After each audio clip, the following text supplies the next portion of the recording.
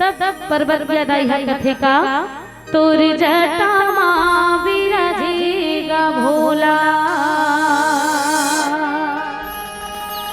गंगा की धारा तोर जटा माँ विराजेगा भोला।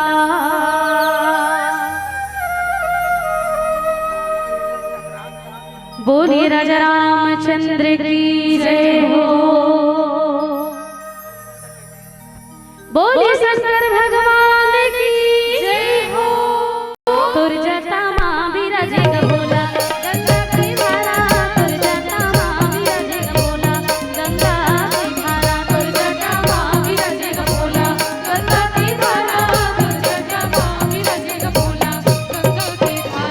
तोर जटा माँ विराजेगा भोला गंगा की धारा तोर जटा माँ विराजेगा भोला गंगा की धारा तोर जटा माँ विराजेगा भोला गंगा की धारा तोर जटा माँ विराजेगा भोला गंगा की धारा तोर जटा माँ विराजेगा भोला गंगा की धारा।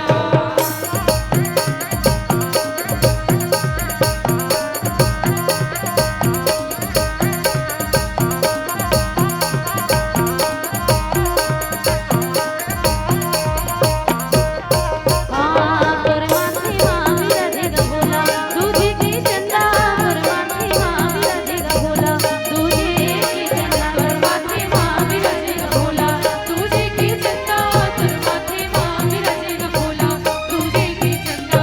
जप हर हर हर भोला गुरु महादेव जप हर हर भोला गुरु महादेव जप हर हर भोला गुरु महादेव जप हर भोला गुरु महादेव।